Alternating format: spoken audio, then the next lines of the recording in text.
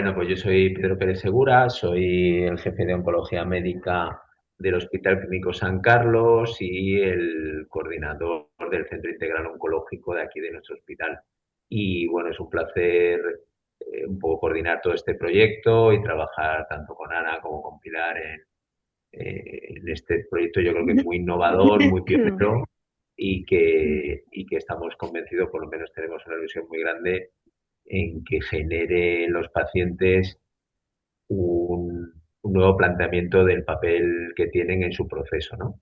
Y bueno, como le comentaba Ana antes al principio, estamos aquí para que haya un diálogo, o sea que encantado de responder en la medida que pueda y sepa cuestiones sobre lo que vamos a hablar esta tarde, ¿no? Pues hola, yo soy Julio Mayol, soy cirujano general del aparato digestivo, pero ahora mismo ejerzo como director científico del Instituto de Investigación Sanitaria San Carlos y trabajo muy de cerca con el doctor Pérez Segura en la aplicación de la inteligencia artificial en oncología. Mi campo ha sido siempre el de la oncología quirúrgica, pero ahora lo que me dedico más es a impulsar la investigación dentro del Instituto de Investigación y muy específicamente en cómo utilizar de manera ética y correcta la inteligencia artificial para mejorar la investigación, la docencia, la práctica clínica y también la gestión en todos los ámbitos, pero como dije antes, en colaboración con el doctor Pérez Segura dentro del Centro Integral Oncológico es en el área de las enfermedades neoplásicas malignas. Es para mí un honor y un privilegio participar en en esta iniciativa, que como dijo el doctor Pérez Segura, es novedosa y desde luego eh, supone un cambio muy importante en cómo los médicos y los pacientes trabajamos conjuntamente para abordar los problemas y las necesidades no cubiertas y espero que durante los próximos minutos podamos contribuir a mejorar la capacidad de agencia de todas vosotras y vosotros. Gracias. Muchas gracias. Y muchísimas gracias al doctor Pedro Pérez Segura y al doctor Julio Mayor por hacer posible este proyecto y por hacer posible también que acercar el conocimiento de una manera entendible para vosotras en vuestro proceso, ¿verdad? Así que vamos a empezar ya con el doctor Pedro Pérez Segura. Tenemos una horita, así que después de cada presentación las preguntas que previamente nos habéis enviado y si tenéis alguna pregunta cuando acabe cada doctor, pues se la preguntáis directamente. Muchas gracias. Pedro, cuando quieras. Muy bien, pues bueno, yo más que nos dé las gracias a nosotros, daros las gracias a vosotras. Daros las gracias por tener este interés y por afrontar el tema y como ha dicho alguna de vosotras, en generar el conocimiento siempre es mejor que la oscuridad, ¿no? No saber. Pues cuando uno no sabe, acaba elucubrando cosas complejas. Entonces, si sabemos algo dentro de lo que sabemos, pues por lo menos uno lo puede digerir de otra manera e integrarlo en su proceso. Bueno, yo vamos a empezar a hablar de varias cosas, ¿no? Por un lado, una parte más de biología y también temas que tienen que ver sobre qué rol o qué papel juega en la actualidad o debería jugar, porque lamentablemente todavía no está incorporado y por eso tenemos que hacer este tipo de cosas, el paciente en su proceso, ¿no? Como veis aquí, yo creo que este dibujo representa muchas cosas. Tenemos el círculo de la biología, tenemos el círculo del pensamiento crítico y todo esto es imprescindible. ¿Para qué? Para tomar decisiones. Pero hoy está una de las maneras que se recomienda más la comunicación con el paciente en general, pero sobre todo el paciente oncológico, lo que se llama la toma de decisiones compartidas. El paciente tiene un conocimiento muy claro de qué espera de la vida, de su proceso, el médico tiene muy claro qué está pasando, cómo es la enfermedad y qué alternativas hay, pero la única manera de que todo esto confluya finalmente en una actitud terapéutica y de filosofía de vida correcta es que se unan las dos cosas, ¿no? Y para eso, pues lógicamente, el paciente tiene que estar lo mejor informado posible dentro de todo lo que él quiera ser informado. Que no nos olvidemos siempre de este tema, parece que hablamos de cantidad y realmente a mí me gusta más hablar de calidad de información y adaptada a las necesidades de cada paciente. Bueno, vamos a empezar con este tema, que es el título de la diapositiva, ¿no? El nacimiento del paciente activo, cambio el paradigma. Bueno, pues yo creo que esto lo conocéis perfectamente todas, porque además muchas de vosotras lleváis años con el proceso y habréis pasado por diferentes médicos o por diferentes formas de comunicar, por diferentes formas de enfrentar el problema.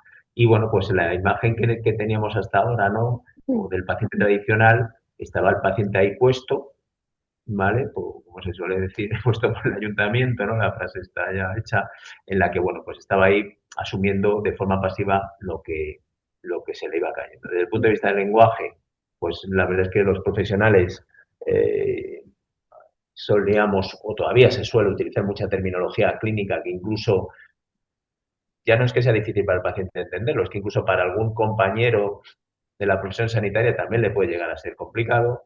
El paciente tenía un rol de delegar totalmente la decisión en el médico, fundamentalmente también en relación con esta falta de conocimiento y con esta poca comprensión de lo que estaba pasando.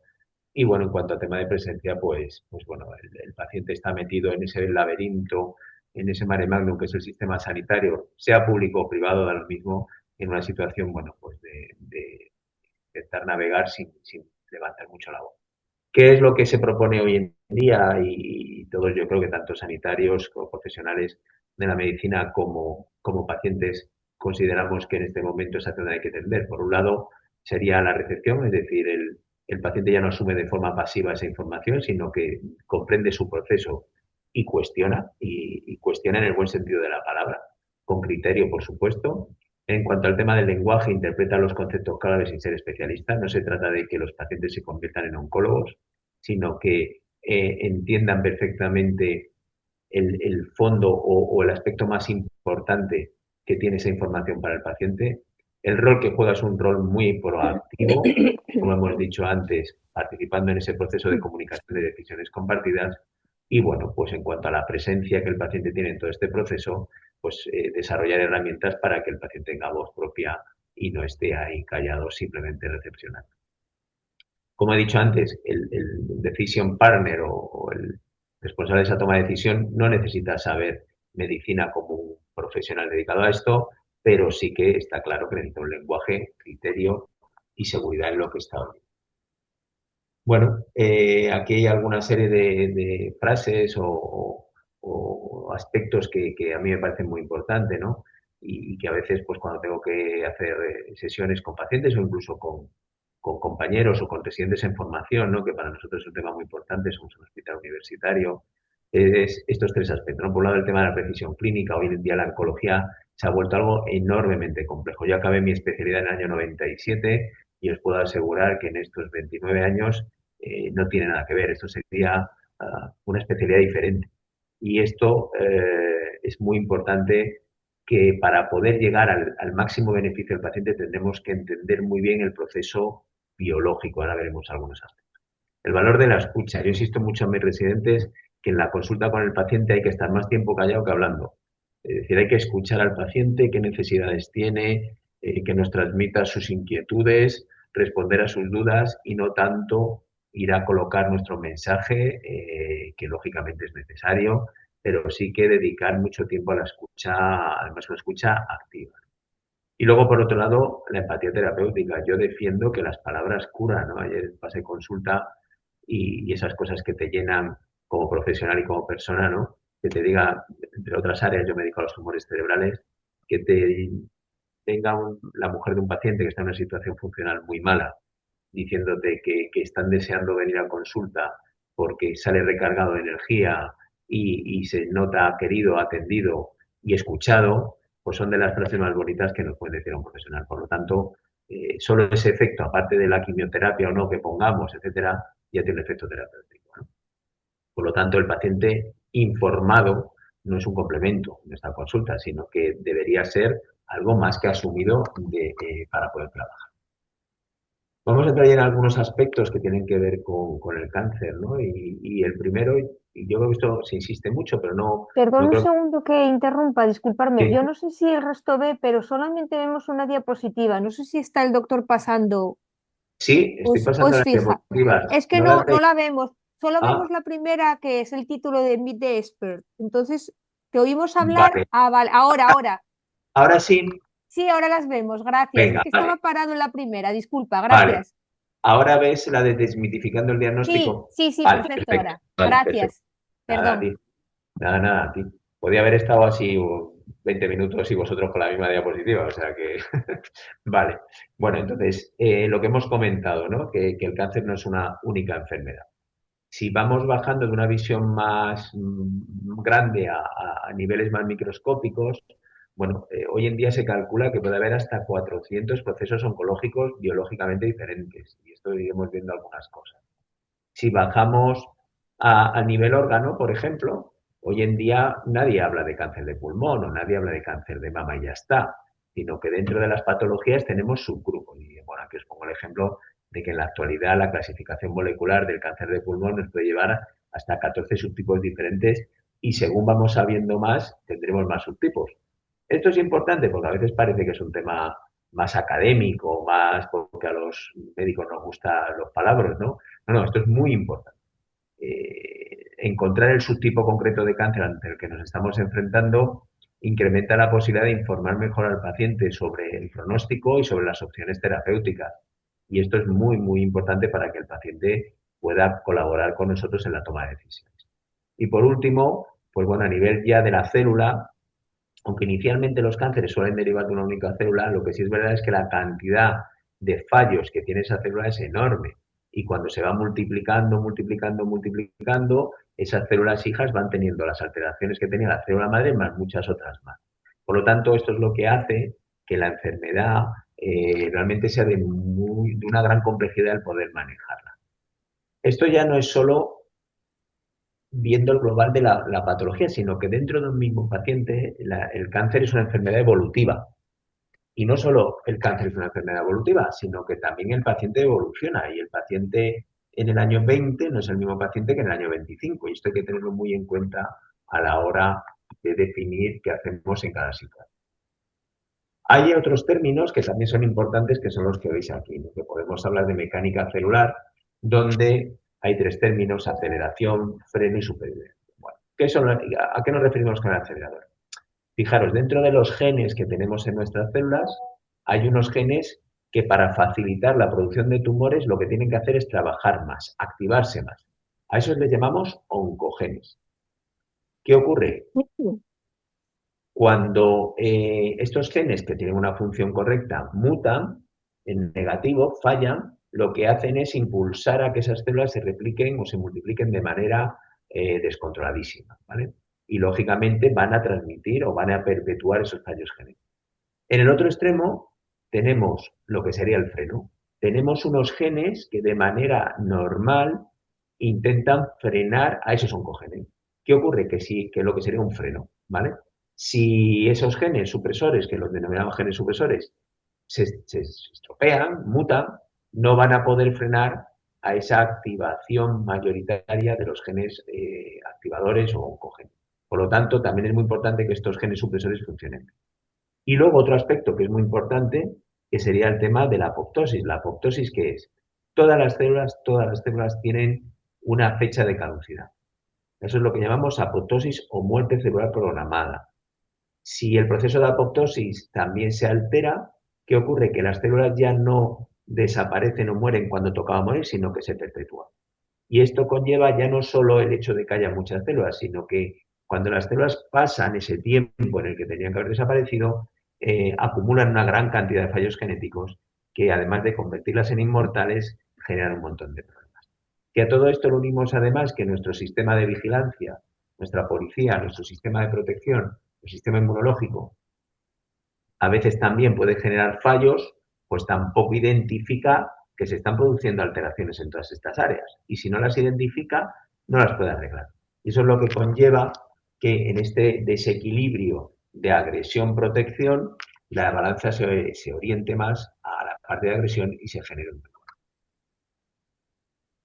Vale, hay algunas diferencias, o sea, cuando hablamos de tumores, no estamos hablando siempre de cáncer. Un tumor es un acúmulo de células de nuestro organismo, pero claro, tenemos tumores benignos y tumores malignos. Dentro del tumor benigno, pues hombre, suelen ser tumores muy localizados, donde cuando el cirujano abre se lo encuentra que está perfectamente delimitado, que no ha invadido otros tejidos, que no tiene grandes vascularizaciones, que se puede despegar bastante bien de las zonas adyacentes y que cuando el patólogo examina esas células, lo que nos dice es que esas células son las células normales de ese órgano o de ese tejido. No ven ningún dato que le haga pensar que hay una proliferación o una multiplicación aberrante.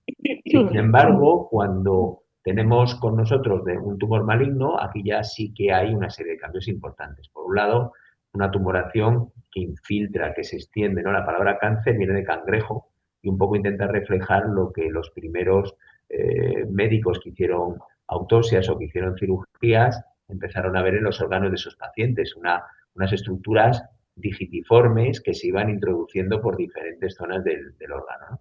Ese es un crecimiento además descontrolado y, como hemos dicho, sin unos bordes claramente definidos. Va a infiltrar las estructuras cercanas, va a destruir tejidos sanos, va a infiltrar arterias, nervios y, bueno, lógicamente, como lo que persigue estas células es sobrevivir, ya hemos hablado antes de esto, de la inmortalidad, tiene que crearse sus propios accesos de oxígeno y alimento. Y por eso se crean muchas arterias. Y esto es lo que llamamos neoangiogénesis. Además, la célula suele estar muy incómoda siempre en el mismo sitio y además el crecimiento tan grande que tiene le obliga a buscar otros sitios donde vivir. Y es cuando infiltra o los vasos linfáticos o los vasos arteriales o las venas y se mete en esa autovía y acaba esa célula o esas células anidando en otro órgano a distancia, ¿no? Y esto es lo que llamamos metástasis. En relación con las metástasis, pues lo que hemos comentado, por una parte, por no insistir, es un tema muy importante porque además no solo es un dato diferencial del tumor maligno, sino que existen tratamientos específicos contra la producción de estas arterias, pues efectivamente, como hemos dicho, se producen esos vasos. Sí que es verdad que esos vasos que necesita el tumor para alimentarse y recibir oxígeno, que es vital para su supervivencia, y que se conectan a grandes vasos o a grandes arterias de nuestro organismo, suelen ser lo que llamamos vasos aberrantes, es decir, son vasos frágiles, vasos poco eficientes. ¿Y qué ocurre? Pues que en muchos tumores estos vasos muchas veces se rompen y es el motivo por el cual algunos tumores sangran con bastante frecuencia. Y como hemos dicho también, hablando de la diseminación, la palabra metástasis lo que implica es que hay células de un determinado tumor que está ubicado, por ejemplo, en la mama, pero que aparecen en el pulmón o aparecen en el hueso. Las células tumorales son iguales a las que había en la mama, pero se han plantado allí porque han viajado a través de esas vías, bien sanguíneas, bien linfáticas, nerviosas, etcétera, y han acabado anidando en otro órgano donde han encontrado un entorno que les parecía propicio para poder seguir subsistiendo.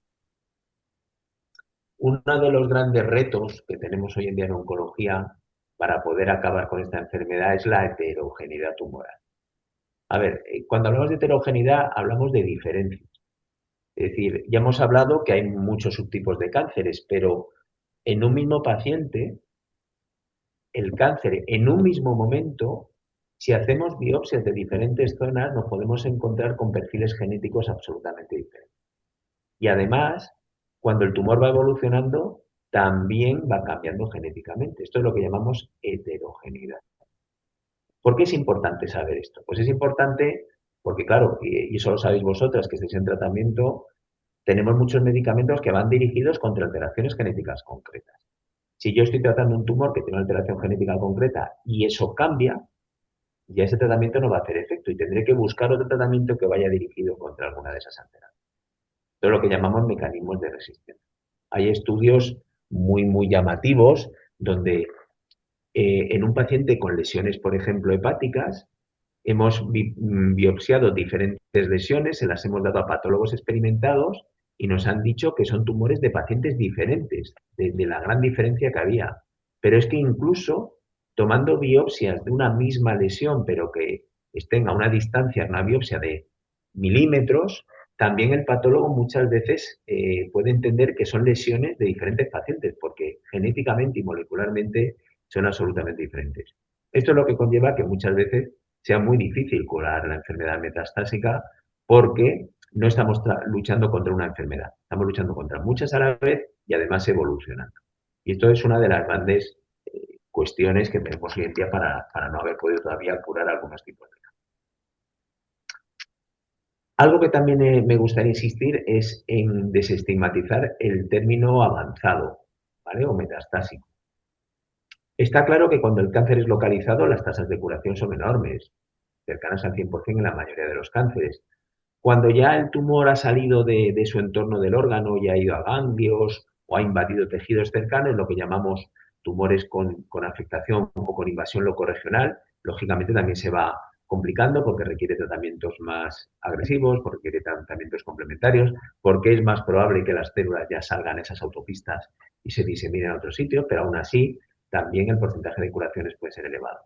Cuando ya hay más problemas es cuando la enfermedad se ha ido a otros sitios, lo que llamamos cáncer metastásico, cáncer avanzado, y se ha diseminado. Hasta hace años, efectivamente, hablar de cáncer metastásico era sinónimo de incurabilidad. Hoy en día no es así.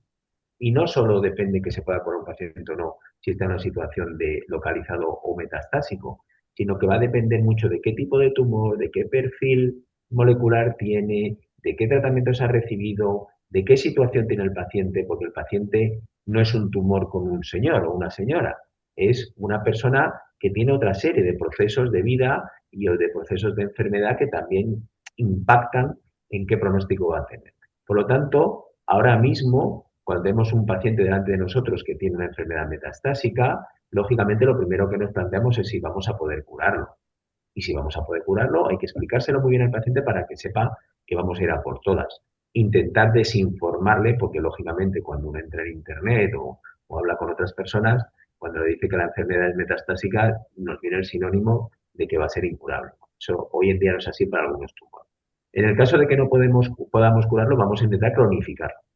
Porque además la cronificación no solo implica un alargar la vida, es tener la opción de poder recibir mejor otros nuevos tratamientos. La velocidad a la que se incorporan nuevas terapias hoy en día es brutal. Por lo tanto, cronificar una enfermedad es sinónimo de poder tener más opciones terapéuticas. Y en el caso de que no podamos tampoco cronificarlo, lo que va a primar es la calidad de vida y esto tendremos que explicárselo al paciente para que pueda tomar sus decisiones.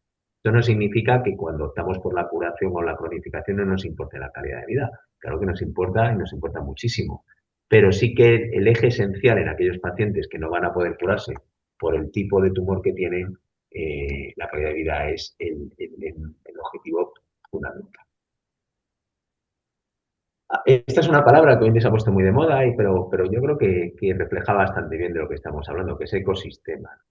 El entorno en el que se mueve el tumor, el paciente, los tratamientos, su situación social, su situación familiar, etc. Lo que queremos siempre, por supuesto, es curar al paciente y si no lo vamos a poder curar, que viva lo máximo posible. Pero vuelvo a decir, insisto muchísimo, nunca nos olvidamos de la calidad de vida, nunca. Y tenemos que ser muy explícitos con el paciente cómo puede implicar un deterioro en su calidad de vida determinado tratamiento y qué esperamos conseguir con ese tratamiento para que el paciente pueda decidir qué quiere sacrificar, si es que hay que sacrificar algo, porque la verdad es que tenemos algunos tratamientos en la actualidad, una escasísima toxicidad. Cuando planteamos control local, hay aquí los tratamientos, fundamentalmente cirugía y radioterapia, pero luego puede haber otras cosas como láser, crioterapia, etcétera. A ver, son tratamientos que cuando lo hacemos con la intención de curar al paciente. Y con eso muchas veces reducimos síntomas, pero también es verdad que pueden alterar la calidad de vida por secuelas que dejan esos tratamientos. Las terapias farmacológicas o sistémicas, los medicamentos, pues bueno, tenemos quimioterapias, inmunoterapias, terapias dirigidas, hormonoterapias.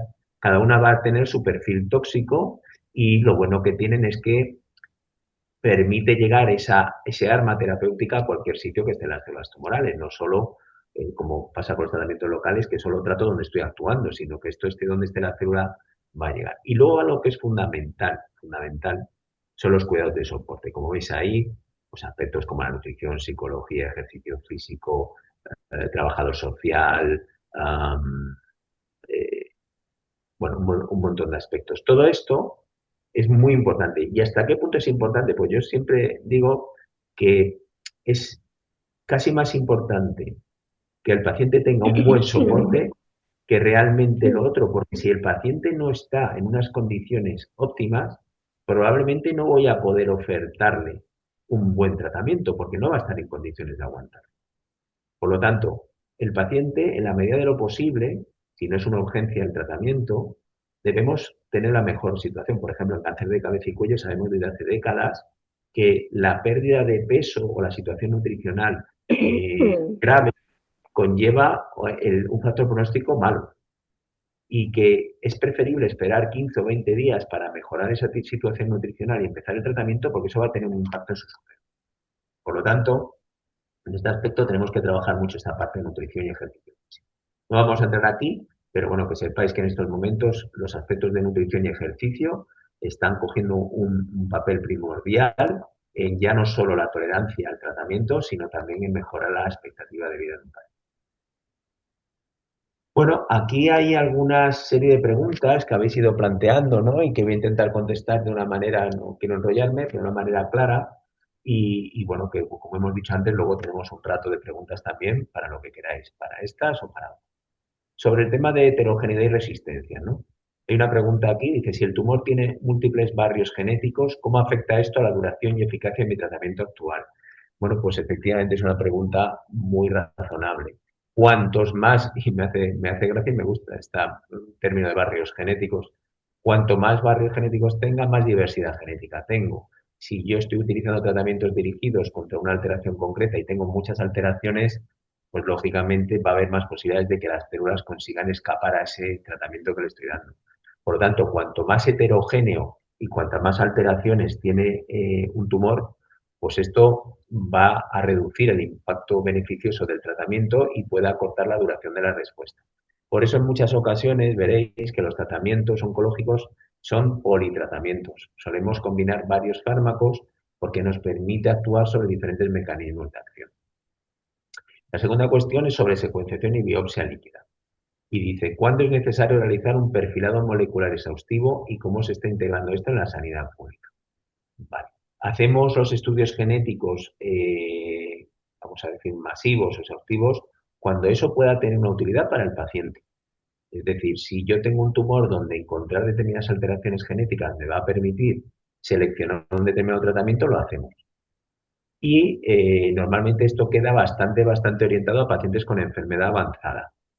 ¿Y cómo se está integrando esto en la sanidad pública? Pues mirad, el Ministerio de Sanidad, ya llevamos 2 años y medio, estableció una cartera básica de estudios genéticos, donde con un equipo de profesionales que asesoramos al Ministerio en este tema, se ha definido qué estudios básicos hay que hacer en cada tipo de tumor para tomar estas decisiones.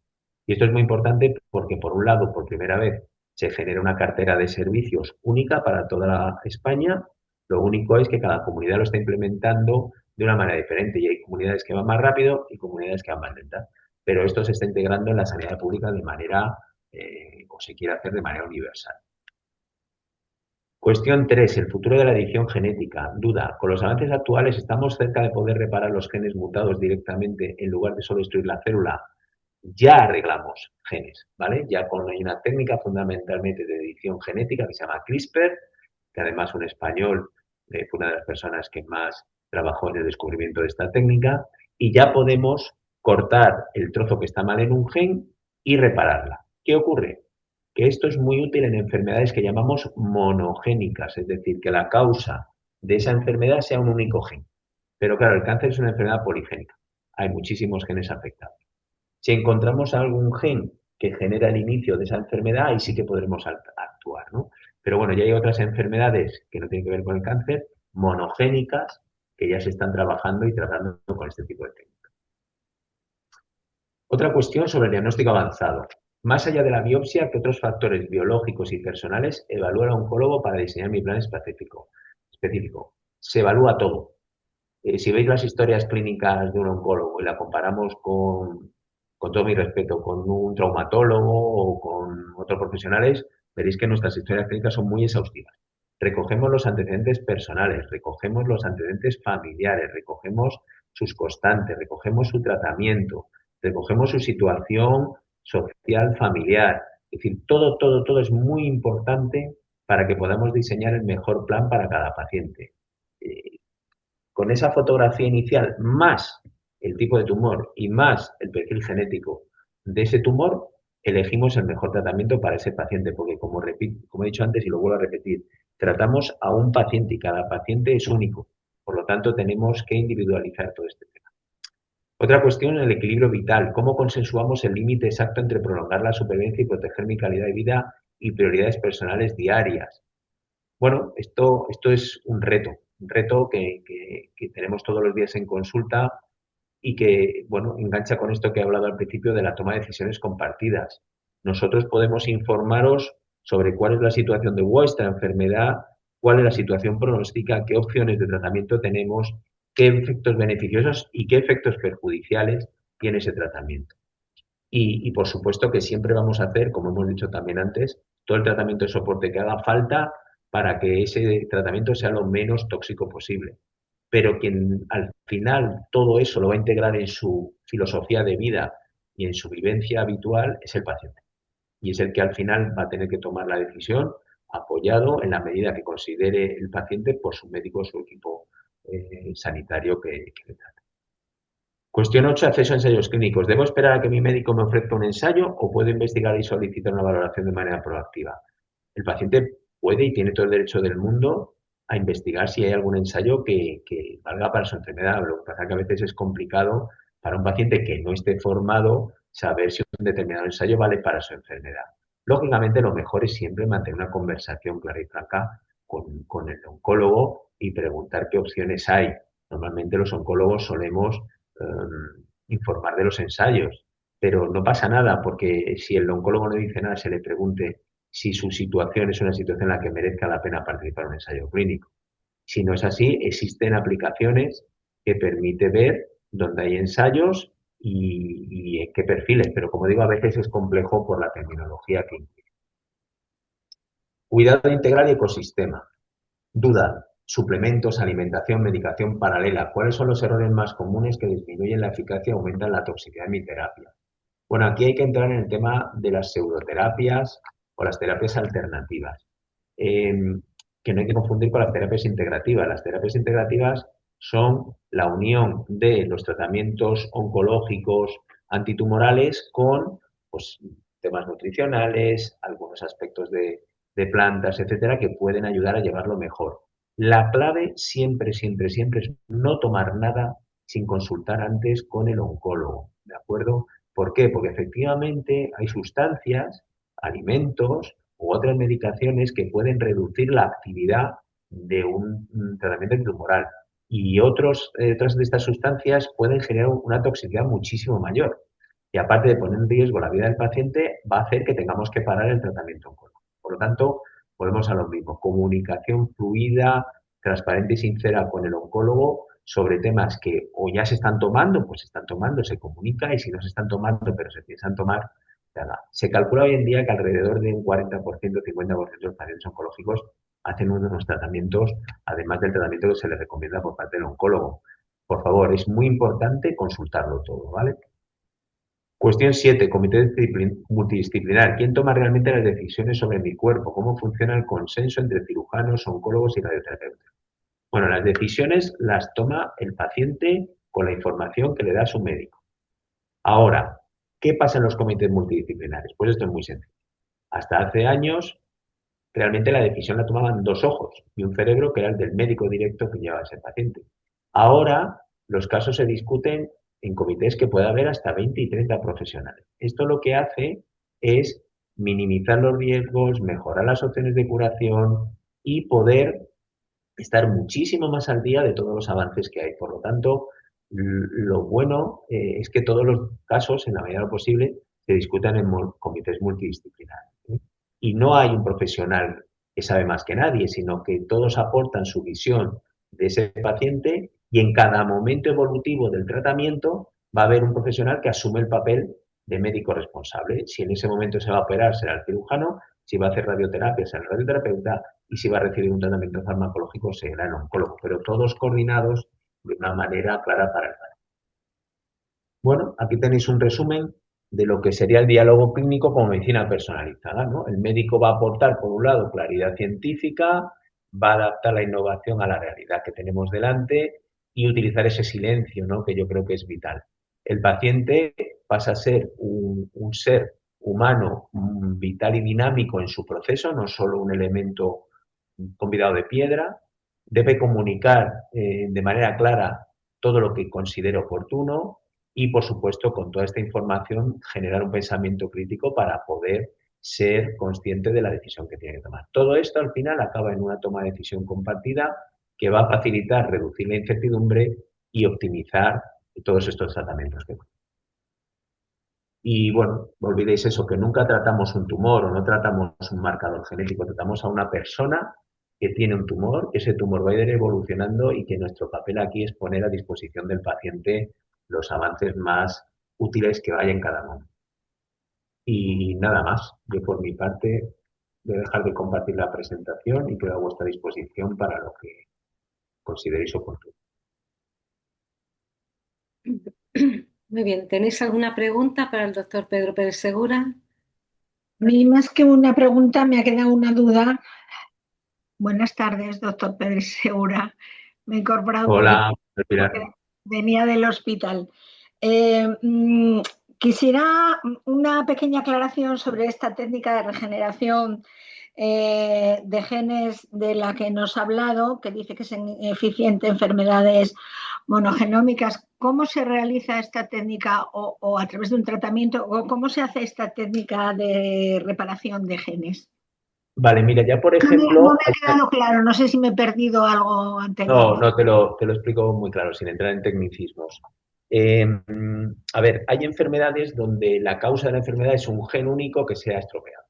Entonces, nosotros podemos saber lo primero qué fallo concreto tiene, porque sabemos cuál es la estructura normal de ese gen. Comparamos el gen de ese paciente con el gen normal y vemos dónde está el fallo. Bien, ya hemos identificado el fallo. En segundo lugar, lo que hacemos es, mediante unas técnicas de laboratorio que no vamos a entrar, cortar ese trozo del gen que está mal. Y luego metemos unas enzimas que reconstruyen correctamente ese trozo, ¿vale?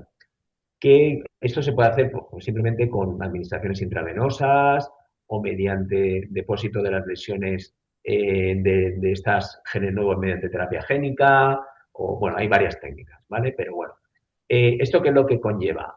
Conseguir que al final todas las células que se van a ir reproduciendo ya no nazcan con la alteración genética, sino con esa gen normal. Por ejemplo, ya hay una enfermedad que os sonará a todas, que eran los famosos niños burbuja, ¿no? Estos niños que tienen una inmunodeficiencia severa y que tenían que vivir en un entorno absolutamente protegido porque cualquier tontería les generaba una infección vital y su sistema inmunológico no podía acabar con ella y moría. ¿Vale? Esa enfermedad se debe a que tienen una alteración en un gen que fabrica una inmunoglobulina muy concreta. Bueno, pues eso ya hoy en día ya está probado el uso de esta técnica para arreglar ese gen que está mal en los niños. Y ya hay niños que han podido salir de ese entorno. Vuelvo a decir, en el caso de la oncología es muy difícil, muy difícil. Enfermedades muy concretas y escasísimas pueden tener un fallo monogénico. Pero, por ejemplo, se está investigando este tema en, por ejemplo, la predisposición a cáncer. En la predisposición al cáncer, la gente que tiene predisposición hereditaria puede tener una alteración genética en un gen concreto. Si yo antes de que desarrolle ese cáncer puedo arreglar ese gen que está mal, hago que ese gen no siga alterándome las células. Entonces, ahora hay estudios que están intentando ver si eso se puede utilizar como prevención. Fijaros lo que os digo, de que esas personas de alto riesgo, no, esa alteración genética la cortemos y deje de infectar más células para que no se produzca el cáncer. Esto es algo que en los próximos años, no sé con cuánto tiempo, pero veremos no solo en enfermedad oncológica, sino en muchísimas enfermedades, según vayamos sabiendo más sobre cuáles son las alteraciones genéticas iniciales, que es la clave. Y esto lo ideal es poderlo introducir en los momentos iniciales de la producción del cáncer. Gracias, muy interesante. No sé si puedo hacer una pregunta o lo dejamos para el final, Ana, o No, por temas de... Lo que Yo digáis. ¿La lanzo? Sí, vale. sí. Sí, sí. Bueno, nada, es en relación al, cuando se habló del tema de ensayos clínicos, yo en mi cabeza, probablemente equivocado, el razonamiento es, yo prefiero un tratamiento que ya esté estabilizado, que esté probado, en el sentido que lleve tiempo funcionando en el sistema de salud, a un ensayo que efectivamente lo que es está ensayando el resultado. Entonces, si yo me enfrento a un nuevo tratamiento porque ha avanzado la enfermedad o ha dejado de funcionar el actual, Yo siempre en mi cabeza es, no, yo prefiero algo que ya esté, digamos, empaquetado a meterme en un ensayo, más allá de que exista, que no exista, que haya que buscarlo con toda esa complejidad. Yo no sé si este pensamiento mío es erróneo porque quizás puedas meterte en un ensayo y luego volver a otro tratamiento, o siempre el ensayo es como mi última bala antes de. Eso siempre me ronda a mí la cabeza de qué es lo adecuado. Supongo que no tendrá una respuesta blanco-negro, pero bueno, gracias. Bueno, pero has dicho una cosa que es muy importante y que yo creo que es el paradigma de por qué la gente tiene miedo o no confía en los ensayos. Y es que da la sensación de que cuando te ofrecen un ensayo es porque ya no queda nada. Eso no es así. Eso no es así. Es decir, yo puedo tener un ensayo en una enfermedad que tiene una tasa de curación del 80% porque tengo un medicamento que a lo mejor me puede curar al 85% o al 90%. ¿Vale? Entonces, lo primero es cuando tú vas al oncólogo y te va a decir qué opción de tratamiento tienes, este tratamiento qué opciones de curación o qué opciones de... Bueno, vale. ¿Hay algún medicamento mejor que este? No, aprobado, ¿no? Porque siempre te van a poner el mejor tratamiento aprobado, o sea, eso no nos queda duda. Vale, ¿existe la opción de poder recibir dentro del ensayo clínico algún fármaco que se esté investigando y que pueda, porque claro, si ya lo sabemos, no se investiga, y que pueda ser mejor? Pues sí, hay un ensayo abierto. Entonces, cuando ya te ofrecen un ensayo, lo que también tenéis que conocer es que hay diferentes tipos de ensayos. Tenemos los ensayos fase uno, donde realmente esos son ensayos para esa situación que tú decías, Marta. No hay más tratamiento, no tenemos nada que ofrecer a ese paciente y lo que se persigue con los fases uno es evaluar la seguridad del medicamento. Para nada se valora que vaya a ser útil y al paciente hay que explicarse. Mira, no hay tratamiento, no hay ningún ensayo que te permita tal, pero tenemos un ensayo que es para ver cuál es la dosis ideal para luego dar los siguientes. Luego tenemos los fase 2, y es que con esa dosis que hemos seleccionado por los fase 1, hago un estudio de actividad. Es decir, cuántos pacientes se curan, cuántos pacientes controlo con este medicamento nuevo. Si los datos de ese fase 2 al menos son tan buenos como lo que ya conocíamos, pasamos a la fase 3, que es comparo este medicamento nuevo con el medicamento estándar hasta ese momento. Y ya, si ese medicamento nuevo supera los datos del medicamento que era estándar hasta ese momento, este medicamento nuevo pasa a ser el nuevo estándar. ¿Vale? Por lo tanto, ¿qué cosas es importante hablar con el oncólogo?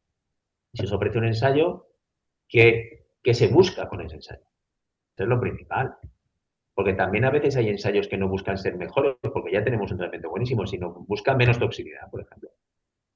Y no se nos olvide una cosa, todos los medicamentos que estáis recibiendo vosotras, todos están ahora aprobados porque ha habido ensayos clínicos. Sí. Si no hubiera ensayos clínicos antes y otras pacientes hubiesen participado en esos ensayos, seguiríamos tratándoos con los mismos medicamentos de hace 35 años. ¿Vale? Entonces, participar en ensayo es un beneficio para el paciente que participa y para el resto de la población, ya no solo pacientes, para el resto de la población mundial. Porque a veces avances en un ensayo de oncología son aplicables también a otras cosas, ¿no? Entonces, máxima comunicación con el oncólogo. Cuando un oncólogo se ofrece un ensayo es porque piensa que es la mejor opción.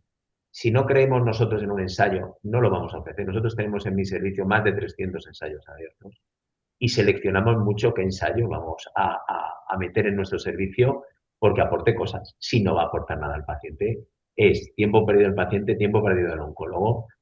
Cuando no le tengo un ensayo da muchísimo trabajo, yo os lo puedo asegurar, muchísimo, muchísimo, muchísimo. Por lo tanto, comunicación fluida y que el oncólogo os explique bien todo, os van a dar un montón de hojas para que lo leáis tranquilamente y sí que siempre que os ofrezcan un ensayo, cogerlo, salvo que os queden dudas muy graves, pero un ensayo para que se ofrezca ha pasado 14.000 controles de comités de ética, de comités del ministerio, y cuando llega a la acción con el paciente son estudios serios, pero que lógicamente no es lo mismo participar en un fase 1 que en un fase 3, ¿no? Y si te metes en un ensayo, imposibilita o elimina el tratamiento Para estándar nada, que para nada, estuviera tocado, no para son nada, para incompatibles. nada, para nada. Yo, de hecho, esta cuestión se plantea muchas veces. Claro, Doctor, ¿y si participo en el ensayo ya no voy a poder luego? No, tú participas ahora en el ensayo y si el ensayo no fuese bien, las opciones del resto de tratamiento las seguimos teniendo porque no tienes que cumplir ningún criterio. Es el uso de la ficha técnica, por decirlo de alguna manera, para el uso de ese medicamento. Ujú. No, no limita, no limita. No limita. De acuerdo, muchas gracias. Vale, nada. Muy bien, pues si te parece, Julio, muchísimas gracias, Pedro. Pasamos con el doctor Julio Mayor y luego al final, si surge alguna pregunta, pues nos la decís.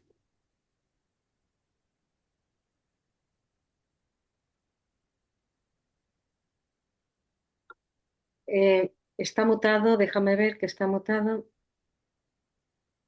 Mm, Déjame escribirle. Ahora ya está. Ahora ya. Vemos, sí.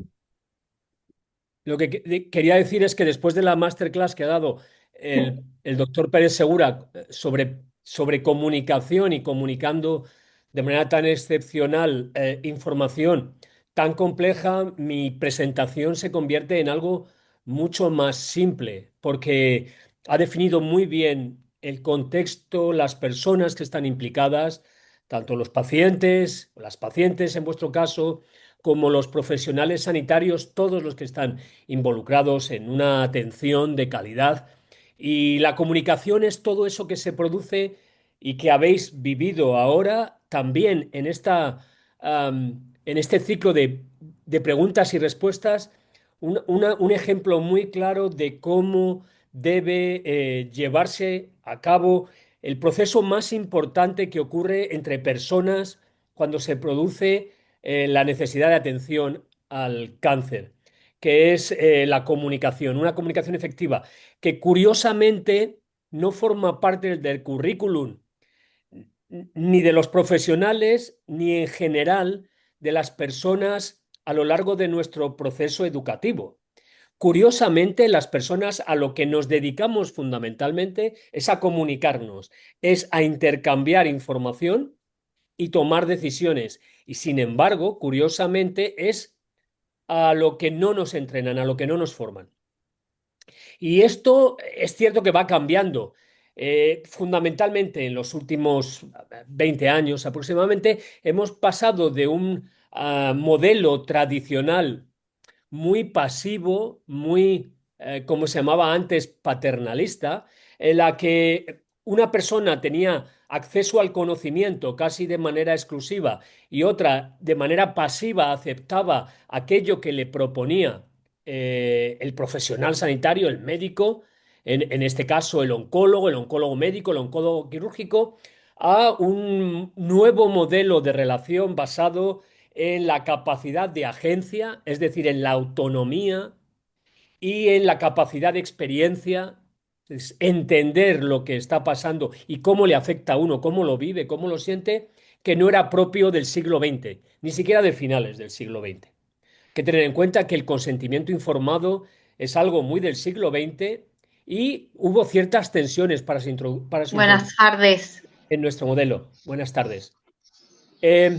En el momento actual no tiene sentido una práctica de la medicina y específicamente de la oncología en la que el paciente o la paciente no tengan el derecho de ejercer ese principio de autonomía para poder tomar las decisiones que le afectan en primera persona y que tienen que tener en cuenta el contexto en el que se toman.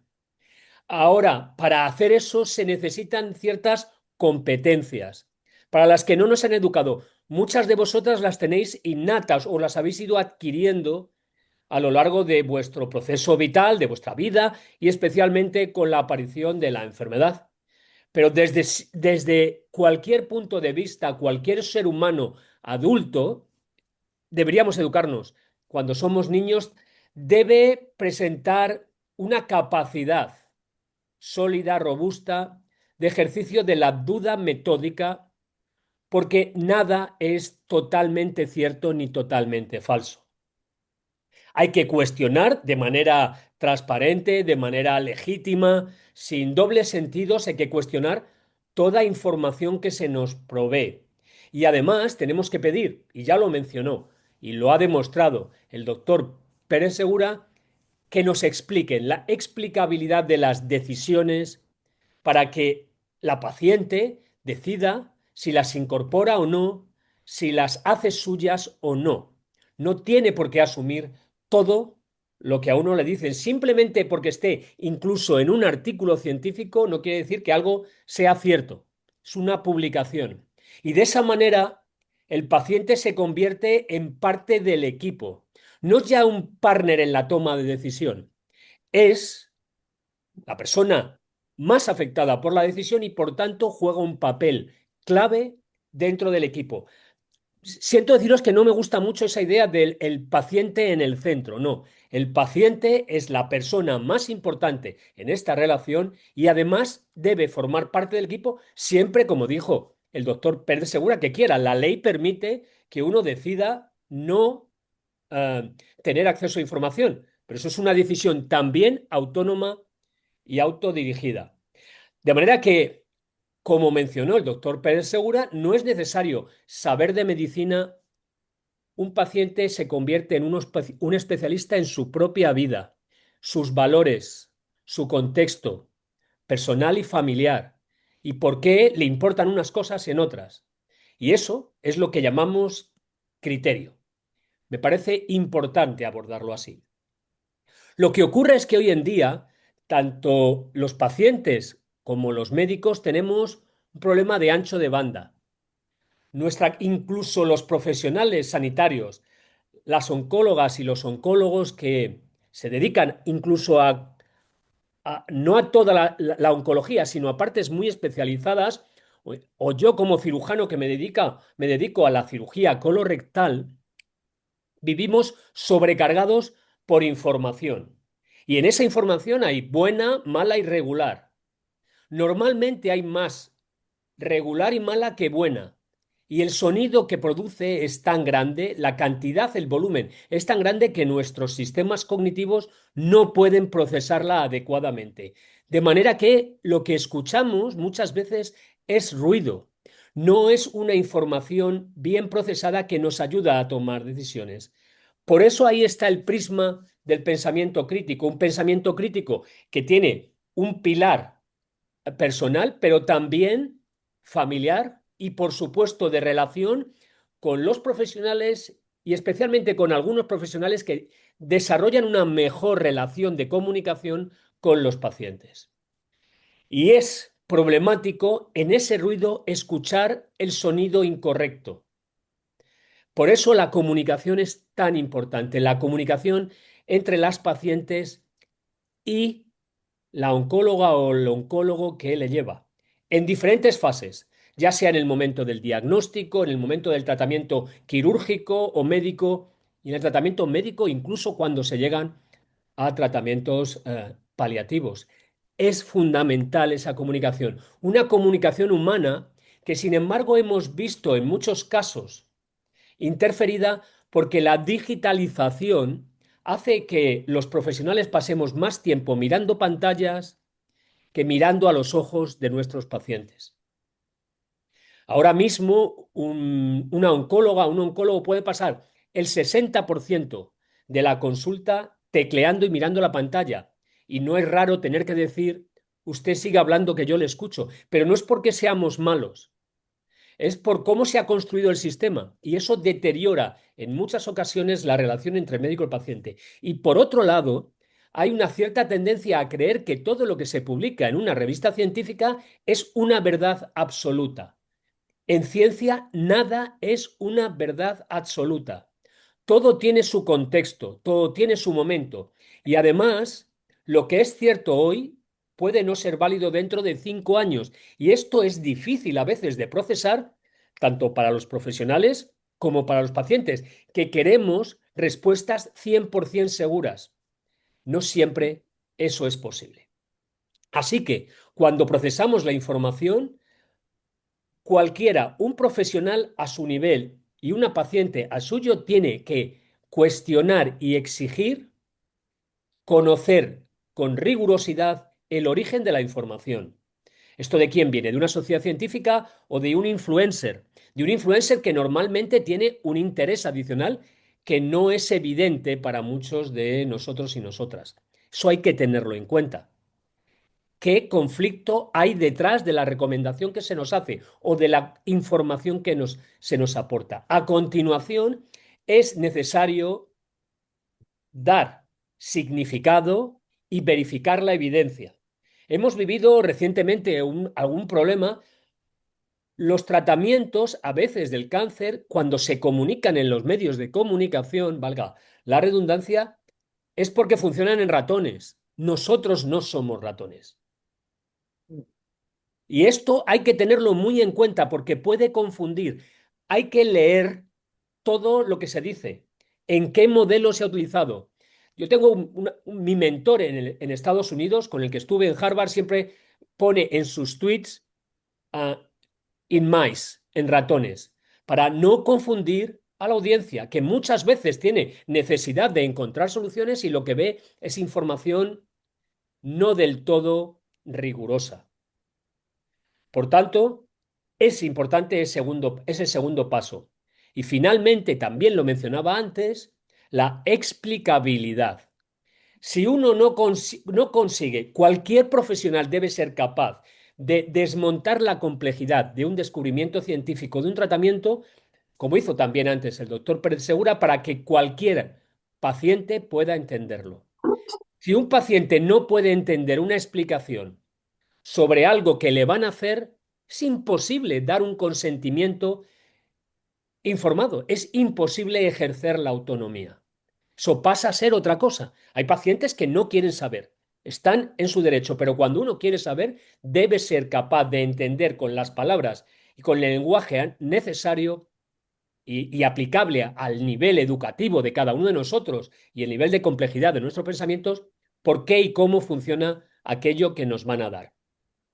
De nuevo, una triangulación, también se hacía en la presentación anterior, para poder tomar la mejor decisión posible. La mejor decisión posible nunca es la perfección. Es la mejor decisión posible en este momento, para esta persona, en este contexto, en su situación.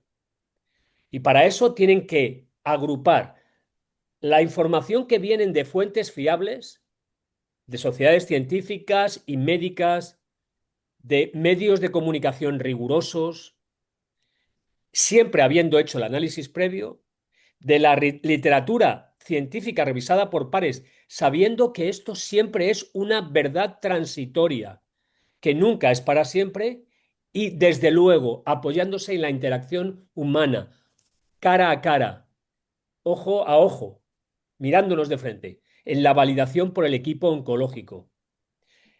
Puede ser un equipo muy grande, pero eso nos lleva siempre a tres fases: evaluar, comparar y reflexionar. ¿Esto cómo me afecta a mí? ¿Qué significa esto para mí y para los que me rodean? Porque uno no está enfermo o enferma en aislamiento. Los seres humanos siempre enfermamos dentro de nuestras familias, dentro de nuestros grupos sociales, y necesitamos su apoyo, el apoyo de los profesionales, pero también el apoyo de nuestras familias para poder avanzar en el mejor tratamiento a través de las mejores decisiones posibles. Y aquí es donde, a partir del siglo XXI, entra en funcionamiento una nueva tecnología, la inteligencia artificial. Es probable que todas ustedes tengan ChatGPT, hayan utilizado ChatGPT y se pregunten si lo que dice ChatGPT es siempre verdad. No. La inteligencia artificial es la capacidad que tienen las máquinas de simular, e insisto, de simular los procesos cognitivos que son propios de nuestra especie. Pueden pensar, simular que piensan, simular que aprenden, simular que toman decisiones, pero recuerden, para hacerlo utilizan redes neuronales que están constituidas por muchas menos neuronas que nuestro cerebro. Ellos andan en los billones y nosotros andamos en los trillones. Segundo, han sido entrenadas con datos, normalmente Internet, de los que muchos son ciertos, pero otros muchos no, y corremos un riesgo de que nos dé contestaciones muy bien explicadas, pero que sean falsas. Y estas herramientas, además, actúan cuando nosotros les preguntamos, cuando les damos una orden, eso que se llaman prompts. También la calidad de nuestras preguntas influye en el tipo y la calidad de las respuestas. De manera que no esperen nunca una respuesta 100% cierta de una inteligencia artificial. Es cierto que para algunas cosas les va a ayudar, pero es una inteligencia artificial probabilística, es decir, que tiene probabilidad de ser cierta en un tanto por ciento, pero nunca en el 100%. Y eso es clave en nuestro caso, porque ustedes tienen una pregunta que pasa por una caja negra que muchas veces no puede explicar, y ya hablábamos de la explicabilidad antes, no puede explicar cómo ha llegado a una determinada conclusión. El tipo de pregunta, por ejemplo, aquí me duele el estómago, ¿qué tengo? Es una mala instrucción. Y cuando le dices actúa como un traductor médico, explícame de forma sencilla este término, me duele el estómago o tengo una gastritis, asumiendo que tengo 50 años, eso nos puede producir un resultado de mayor o menor calidad. Así que hay que aprender a hablar bien, a comunicarse y a formular buenas preguntas para que la inteligencia artificial nos pueda ayudar a aquello de baja complejidad, donde no haya que tomar decisiones sobre riesgos vitales o sobre riesgos funcionales, porque podríamos llegar con muchísima precisión y además nos creeríamos lo que nos dice, pero totalmente incorrecto a la contestación. ¿Por qué? Lo he mencionado de alguna manera. Primero porque alucina. En realidad debería llamarse fabulaciones. Exactamente igual que los seres humanos, la inteligencia artificial se inventa cosas. Además, como se ha entrenado con datos, con muchísimos datos, hay poblaciones que están sobre representadas y pacientes que están sobre representados y otros que no. Por ejemplo, entrenaron una red neuronal para hacer diagnóstico de melanoma, pero la entrenaron con pacientes de piel blanca, lo que hace que la herramienta no funcione en pacientes de piel negra. Eso hay que saberlo y tenerlo en cuenta. Además, podemos desarrollar un exceso de confianza simplemente porque la inteligencia artificial habla bien. Y sepan que hablar bien es una herramienta muy potente. Ya les he recomendado hablar bien para hacer buenas preguntas, pero la manipulación también puede ser consecuencia de hablar bien, si uno no ejerce un pensamiento crítico. Y este riesgo ocurre con la inteligencia artificial generativa. Y el último es la pérdida de privacidad. Si ustedes meten sus datos personales en herramientas que van a incorporar esos datos al entrenamiento de sus redes, están exponiéndose, están exponiendo sus datos y yo no les recomendaría que hiciesen eso, salvo que sean anonimizados los datos o dentro de una red neuronal que está protegida para que los datos no se escapen. Así que, buena comunicación. Hay que utilizar la inteligencia artificial de la manera correcta y éticamente apropiada, y la mejor manera de empezar es para traducir algunas cosas que nos pueden decir y que no entendemos en artículos científicos o en fuentes confiables, ayudarme a preparar la relación simulándola con mi oncólogo para que no se me olviden las preguntas importantes que tengo que hacer. Y otra, por ejemplo, es para resumir los artículos científicos que han aparecido en los últimos 6 meses en la literatura y que están referidos a la enfermedad que padezco y quiero conocerlos. Pero ya no necesito hablar inglés, porque esto lo puedo hacer por mí. Ya no necesito ser un superoncólogo, porque esto le puedes decir, explícame este artículo como si yo fuera un chico de 6 años. Y es capaz de hacerlo. O como si fuera un catedrático de cirugía. También puede hacerlo. Esa es la ventaja de estas herramientas. En cualquier caso, el diálogo entre personas es la clave. La inteligencia artificial es una herramienta y este diálogo debe ser integrador. Debemos fomentar la duda metódica sobre todo lo que escuchamos. Nada es verdad al 100% y todo depende de cómo yo interprete la información. Hay que cuestionarla, me refiero a la información, continuamente sin que esto suponga desconfiar. Hay que dejar claro a nuestro interlocutor, al profesional, que no desconfiamos de él o de ella, que lo que necesitamos es poder responder a nuestras preguntas para poder tomar las mejores decisiones. Y luego hay que tener mucho cuidado para cuando uno lee resultados de la investigación, saber que lo que resulta de la investigación no necesariamente se aplica de manera inmediata a la práctica clínica. Este diálogo nos lleva a triangular fuentes fiables con información en salud. La IA nos puede ayudar sobre todo para las cosas que no suponen una decisión crítica y evidentemente la inteligencia artificial tiene riesgos. Finalizando, ¿cómo debe construir un paciente un buen PRON? Pensando en cuál es su problema, cuál es su necesidad no cubierta y construyéndolo dando contexto a la inteligencia artificial para que pueda ayudar. Y en caso de duda, no confíen en la inteligencia artificial. En caso de duda, siempre confíen en su equipo de tratamiento, en su oncóloga, en su oncólogo. Con esto es con lo que podemos realmente mejorar la relación entre los pacientes, los equipos terapéuticos, los oncólogos y las oncólogas y sobre todo, cómo podemos hacer una medicina más humana y también más precisa. El paciente tiene necesidad de tomar agencia, de tomar autonomía, filtrar la información, ayudarse de soporte tecnológico y siempre hacer esa interacción cara a cara, mirándonos a los ojos con otras personas que son clave para las decisiones del equipo terapéutico. Me he salido.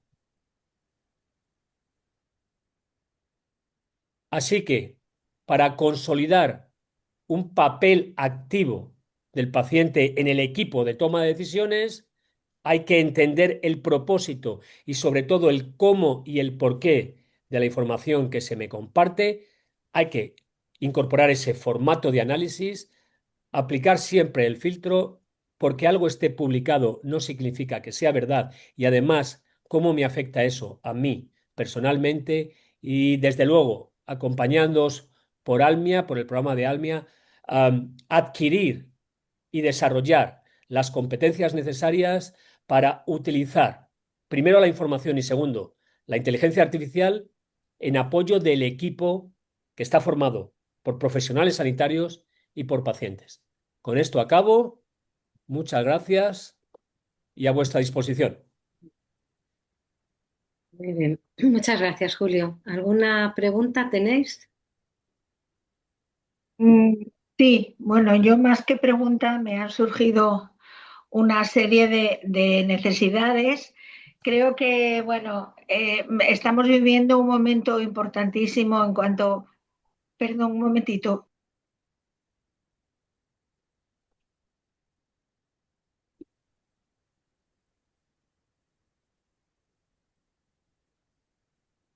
Perdón, que me llamaban a la puerta.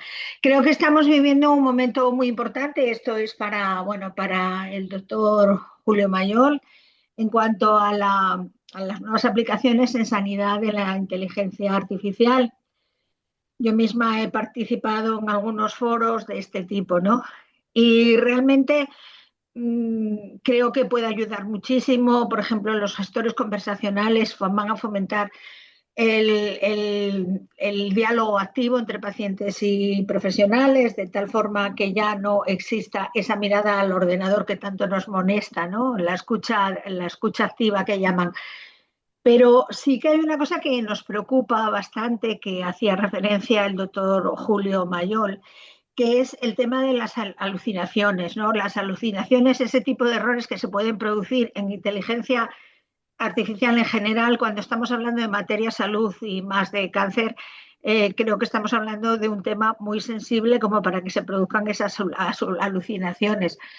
Me ha parecido entender, no en esta ocasión, sino en otras anteriores, que a veces esas alucinaciones no vienen por un defecto o un problema de la información que le da a la inteligencia artificial en sí, sino porque realmente no sabemos preguntar. Y este es el gran problema que podemos tener los pacientes. Si no sabemos preguntar bien, posiblemente... La pregunta es importante formularla bien, pero las alucinaciones son consustanciales a la inteligencia. No, Todo, es lo todo, que quería decir. No tiene todo nada ser que ver. inteligente alucina, los seres humanos también. Sí, gracias. Quiero decir, Estas alucinaciones es lo que iba a preguntar. No tienen nada que ver con la forma en que el paciente pueda preguntar. Es decir, ¿necesitaríamos una formación específica para poder preguntar cosas a la inteligencia artificial o no? No, hay que tener algunas precauciones, pero las alucinaciones dependen de los datos de entrenamiento y de la arquitectura de la red neuronal. La calidad de la respuesta sí que varía en función de la pregunta. La contestación puede ser más amplia o menos amplia, más detallada o menos detallada, pero las alucinaciones son independientes del formato de la pregunta. Tiene que ver con la incompletud de los datos de entrenamiento y con la propia arquitectura de las redes neuronales. Mis estudiantes, por ejemplo, si yo les pregunto una pregunta que no se saben, alucinan. Contestan inventándose las respuestas. Eso mismo hace la inteligencia artificial. Cuando no sabe o no puede, como está diseñada para contestar, alucina. Pero no tiene que ver con el formato de la pregunta. El formato de O la sea, pregunta se relaciona con la calidad de la respuesta, no con la alucinación. cualquier paciente más o menos preparado puede interactuar con la inteligencia artificial sin precisar una formación específica, ¿no? Sí, lo que es importante es contarlo como una historia y de hecho vamos a mejorar la calidad de los chatbots, pero es mejor darle más información que menos información. Cuanto uno más le cuente sobre uno mismo, es más probable, pero hay que tener cuidado porque ahí va la privacidad de los datos. Ya, ya, ya. Bueno, muchísimas gracias. Esta es la duda que tenía. Nada. ¿Alguna pregunta más tenéis para el doctor Julio Mayol? Elisa. Perdón. La mía era para el doctor Pérez Segura. Era que, a colación de la pregunta que hizo Marta antes sobre los ensayos, yo he participado en un par de estudios, no en ensayos, y para mí particularmente el miedo a participar en un ensayo es lo de el porcentaje de personas que se les administra placebo y a las que se les administra el medicamento en sí. Entonces, claro, el miedo es participar en ese grupo que no. A ver, te voy a decir una cosa que puede sonar muy dura, pero cuando hay una rama que es placebo total es que no hay ninguna rama control buena. Ah, Es decir, cuando se autoriza, porque vuelvo a decir, esto pasa a controles éticos, legales, científicos los primeros. Si hay una rama que es placebo, ujú. es porque no hay un tratamiento aprobado. O sea, no significa que no haya un tratamiento útil, significa que no hay ningún tratamiento aprobado como alternativa en esa situación. Otra cosa es cuando hay estudios en combinación, donde tú pruebas varios medicamentos a la vez, entonces quieres probar Ujú. cuál es el medicamento de toda la combinación que realmente tiene efecto, en vez de es un placebo. Pero cuando una de las ramas es todo placebo, es porque no hay ninguna alternativa terapéutica y la alternativa a participar en el ensayo es no hacer nada. Y sucede en cualquier fase del ensayo. Fases uno no, porque fases uno y fase 2 siempre tienes que tener medicamento. En Ujú. fase 3 podría haber, que si son varias ramas, podría haber alguna rama que además de medicamento conlleve algún placebo, pero no solo placebo. Es Ah, rarísimo, ¿vale? Y Placebo es luego, prácticamente imposible hoy en día es éticamente casi imposible pasar un ensayo clínico en oncología contra placebo.